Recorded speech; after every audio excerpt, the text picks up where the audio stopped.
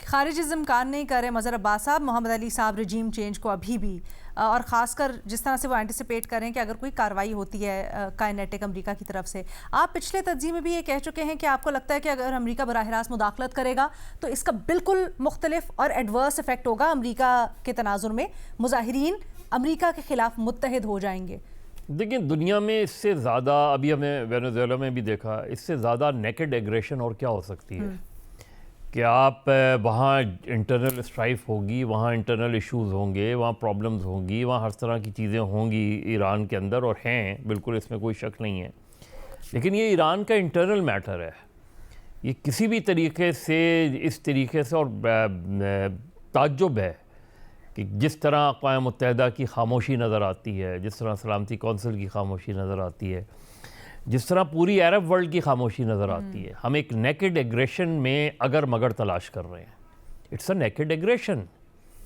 इससे ज़्यादा ब्लेटेंट चीज़ क्या हो सकती है कि यहाँ से कोसों दूर एक शख्स बैठ के वो ये कह रहा है कि जारी रखो, मुज़ाहरे जारी रखो। वो ये कह रहा है कि मदद मैं भेज रहा हूँ, और अगर फांसियाँ होती हैं तो जो है वो हमला भी कर दिया जाएगा, हर चीज़ कर दी जाएगी। मतलब दुनिया में इसकी और हैरानगी है कि चाइना में भी खामोशी नज़र आती है। रूस ने कुछ बयान दिया है, हालांकि चाइना और रूस का बड़ा कंसर्न होना चाहिए और यकीनन होगा भी। चीन ने रोल प्ले किया चंद साल पहले ईरान और सऊदी अरब को मिलाने में। हमने इससे पहले गाज़ा के अंदर जो सूरत हाल थी उसको भी देखा, उसका एक पस मंज़र था उसमें। तो इस वक्त जो सबसे ज़्यादा इस वक्त सिचुएशन अनप्रेडिक्टेबल है वो बुनियादी तौर पे ख़ुद डोनाल्ड ट्रंप हैं। उनकी शख्सियत बहुत अनप्रेडिक्टेबल है। वो आए और अभी भी दावा करते हैं कि उन्होंने दुनिया में जंगें रुकवाई हैं, लेकिन वो दुनिया में एक ऐसी जंग शुरू करने वाले हैं कि जो बहुत ख़तरनाक जो सूरत हाल इख्तियार कर सकती है। ईरान के अंदर जो एक प्रॉब्लम्स जिसमें गालिबन अमेरिकन्स कंफ्यूज नज़र आते हैं वो ये कि रिजीम चेंज की जाए तो कैसे की जाए। ये 1979 नहीं है, ये 1979 का रेवोल्यूशन एकदम दूसरा रेवोल्यूशन की शक्ल इख्तियार फ़िलहाल तो नहीं कर सकता। उसमें आप जितना भी उसमें देखें, लेकिन उसका जो लेवल था और इसका जो लेवल है ये अभी वो नहीं है उसमें।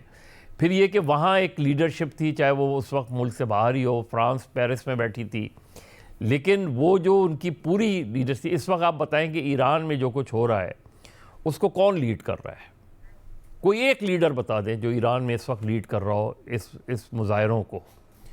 तो जो हेडलेस मूवमेंट्स होती हैं, नेपाल में देखें, नेपाल में एक बहुत ज़बरदस्त वो हुआ और उसके बाद एकदम खामोशी रही। उसके मुकाबले में बांग्लादेश में हमने देखा कि एक लीडरशिप थी, उस लीडरशिप ने लीड किया उस मूवमेंट को, और वो उस मूवमेंट के नतीजे में वहाँ चेंज आ गई। तो ईरान में ज़ाहिर है इस वक्त जो सूरत हाल है, अमेरिकन्स के लिए वो दो ऑप्शंस पे सोच रहे हैं। जंग का ऑप्शन वो अभी बिल्कुल भी नहीं सोच रहे, जंग के ऑप्शन पे, लेकिन उसके मल्टीप्लाई ये जो है कि मदद आ रही है जी, ये बड़ा ख़तरनाक आप इसकी तशरीह कैसे करते हैं, इसका क्या? और मेरे ख्याल में ये ईरान के अंदर कुछ करेंगे, विद इन ईरान कोई चीज़ होगी विद इन ईरान, और वो ये कुछ भी हो सकती है। यानी जैसे इंटेलिजेंस बेस्ड कार्रवाई हमने देखा था कि अभी कुछ महीनों पहले जब हुआ तो वो ईरान के अंदर ड्रोन बेस थी। क्योंकि देखिए वहाँ ये नहीं है कि आप वेनेजुएला के प्रेसिडेंट को उठा के ले गए। यहाँ ऐसा आप किसी को फ़र्ज़ करें खमेनाई, मैं एक बात कह रहा हूँ, फ़र्ज़ करें खमेनाई को ले जाएंगे तो क्या ईरान में हर चीज़ खामोशी से वो जो एक्सेप्ट कर ली जाएगी? वो फुल फ्लैश वॉर होगी।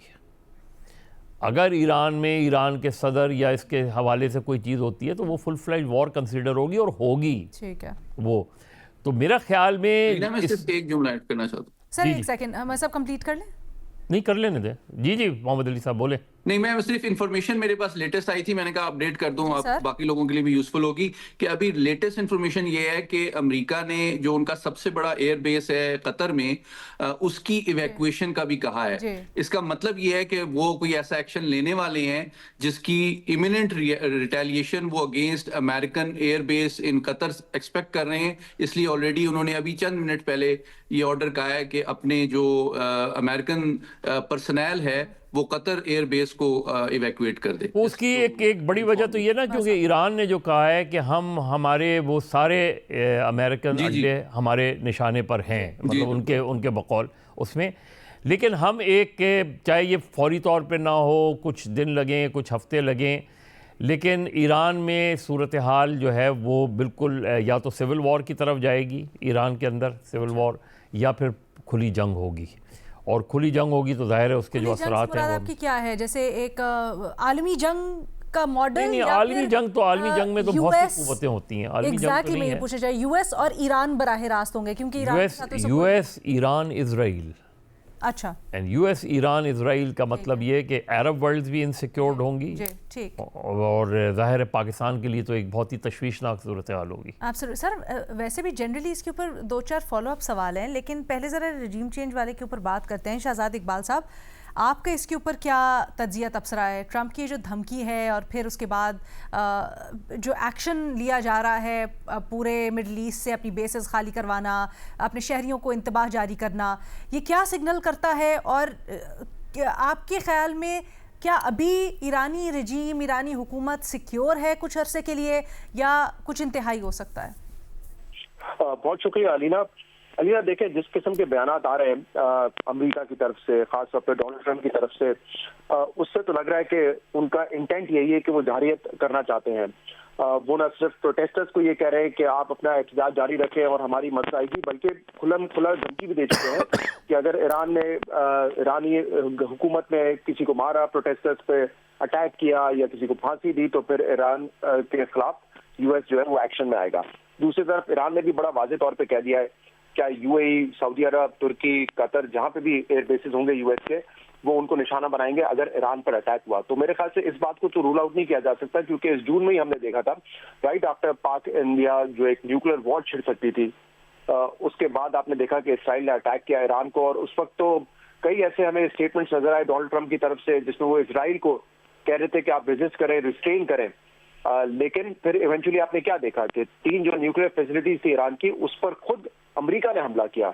उनके जो B-2 बॉम्बर्स थे, उन्होंने जाकर जो बॉम्ब जहाँ पे गिराए, जिनको कहते हैं बंकर बस्टर्स, वो उसका इस्तेमाल किया। यानी कि पहले वो खुद इजराइल को कह रहे थे कि आप रिस्ट्रेन करें, लेकिन बाद में वो खुद उसमें शामिल हो गए। तो इसलिए ये कहना कि अटैक नहीं होगा अमेरिका की तरफ से, मेरे ख्याल से जितना हम डोनाल्ड ट्रंप को समझ सकते हैं वैसे तो बड़ा मुश्किल काम है, लेकिन वो ये हमला बिल्कुल कर सकते हैं। और इस मरतबा तो इनफैक्ट जिस किस्म के बयानात हम देख रहे हैं, ऐसा लगता है जो अमेरिका में फौजी क़यादत है या एस्टैब्लिशमेंट है उनकी, वो उतनी ज्यादा कीन नहीं नजर आ रही जितने ज्यादा कीन खुद डोनाल्ड ट्रंप नजर आ रहे हैं। और ऑब्वियसली अगर वो है कीन, तो पीछे नेतन्याहू या इसराइल की सपोर्ट भी उनको हासिल होगी। लेकिन सवाल अब अहम यह है कि अगर उस किस्म का हमला होता है जैसे कि जून में हुआ, और अगर अपने बहरी जहाजों के जरिए या एयरफोर्स के जरिए वो हमला करते हैं ईरान पर, तो क्या उससे रिजीम चेंज हो सकेगा? और अगर कोई चेंज आता है तो वो निजाम की तब्दीली होगी, जिसकी अभी अली साहब भी बात कर रहे थे, या शख्सियात तब्दील हो जाएंगी? क्योंकि इस वक्त फिलहाल ईरान में जो एक पॉलिटिकल सिस्टम है, उसमें तो आपको पता है कि जो मुकम्मल इख्तियारात है वो सुप्रीम लीडर के पास होते हैं। मतलब उनकी मर्जी के बगैर या उनके नोट के बगैर कोई प्रेसिडेंट इलेक्ट भी नहीं हो सकता। तो क्या ये सिस्टम तब्दील हो जाएगा और कोई ऑल्टरनेट वहां पे मौजूद है? मुझे लगता है इन दोनों चीजों के चांसेस फिलहाल तो कम नजर आते हैं। अटैक हो सकता है कि ये शायद बहुत ज्यादा एस्केलेट भी हो जाए, लेकिन जब तक बूट्स ऑन ग्राउंड नहीं होंगे, क्या अमेरिका वहां पे कोई चेंज इन रिजीम कर सकेगा? इसके इम्कान कम नजर आते हैं। एक तो इस वजह से कि बूट्स ऑन ग्राउंड होता नजर नहीं आ रहा मुझे, पहली बात यह है। दूसरा, ऑल्टरनेट कोई है नहीं। अभी आपने सुना होगा 1-2 दिन पहले रजा पहलवी साहब जो कि बड़े बयान दे रहे हैं, प्रोटेस्टर्स को कह भी रहे हैं कि आप अपना एहतजाज जारी रखें। उन्होंने कहा था कि मैं 1978 में आखिरी मरतबा ईरान गया था, यानी कि तकरीबन 5 डेकेड्स उनको हो चुके हैं। तो ऐसा तो नहीं नजर आता कि उनकी कोई बहुत ज्यादा ग्राउंड पे सपोर्ट मौजूद हो और अमेरिका उनको इंस्टॉल कर दे वहां पे और हालात नॉर्मलाइजेशन की तरफ चले जाएंगे। मेरे ख्याल से इसकी तो बहुत ज्यादा रेजिस्टेंस आएगी। 9-10 करोड़ आबादी है ईरान की, तो मुझे नहीं लगता कि इतनी सपोर्ट उनकी है रजा पहलवी साहब की, या कोई ऐसा ऑल्टरनेट नजर आता है सुप्रीम लीडर का जो वहां पे एक पॉलिटिकल कॉन्सेप्ट है जो उसको चैलेंज कर सके। और अगर करना भी होगा तो एज आई सेड कि क्या अमेरिका इसके लिए तैयार है कि वो इराक की तरह अपनी फोर्सेस को भेजे, अफगानिस्तान में अपनी फोर्सेस भेजी, वो एडवेंचर करने के लिए तैयार है अमेरिका? मुझे लगता है इसमें अंदर से वहां पे बहुत ज्यादा रेजिस्टेंस आएगी। दूसरा, आप ये देखें ना, 2001 में एक रिजीम चेंज उन्होंने किया, तालिबान हुकूमत उन्होंने खत्म कर दी वहां पे, फिर कारजाई आए, मुख्तलिफ गवर्नमेंट्स आई वहां पर, लेकिन क्या हुआ 20 साल के बाद? वही तालिबान हुकूमत वापस आ गई क्योंकि विड्रॉ कर दिया। इराक में जब उन्होंने रेजिम चेंज किया, सदाम हुसैन को तो उन्होंने हटा दिया, लेकिन अमेरिकन फोर्सेस वहां पे ज्यादा अर्से टिक नहीं सकी, और अगर टिकी भी तो आपको पता है कि लाखों लोगों की जानें उसमें गई। तो वहां पे भी आपने कोई अमन होते हुए या कोई एक पीसफुल ट्रांजिशन तो नहीं देखी। हालात तो इराक के खराब ही हुए, तो इसके नताइज भी कोई अच्छे नहीं निकले जब भी रेजिम चेंज करने की कोशिश की गई है। तो इसलिए मुझे लगता है कि कोई, क्योंकि वहाँ ऑल्टरनेट सिस्टम मौजूद नहीं है, हो सकता है देखिए जो जितनी इन्फिल्ट्रेशन वहाँ पे मोसाद वगैरह की है, और जब जून में भी अटैक हुआ था, जब जंग हुई थी, तो आपको पता है बहुत सारे की लोग जो थे, जिसमें न्यूक्लियर साइंटिस्ट भी थे, फौज के लोग थे, जिनको एलिमिनेट किया गया था। और खुद उनके प्रेसिडेंट कह रहे थे कि मुझ पर भी हमला हुआ था जिसमें मैं सर्वाइव किया था मैंने। तो हो सकता है कि जितना वो इन्फिल्ट्रेट कर चुके हैं वो किसी ना किसी शख्सियत को, अहम शख्सियत को मारने में कामयाब हो जाए, लेकिन मुझे तो फिर नजर आ रहा है कि जो कोई और होगा उनकी जगह उनको रिप्लेस कर देगा। ये निजाम जो चलता हुआ रहा है, इसको मुझे लगता है कि फिलहाल कोई अटैक करके, चाहे वो एरियल अटैक्स हो, उसके जरिए तब्दील करना फिलहाल मुश्किल नजर आता है। लेकिन जो सूरत हाल है उसमें एक एस्केलेशन हम जरूर देख सकते हैं, which might not and up in a regime change. Okay.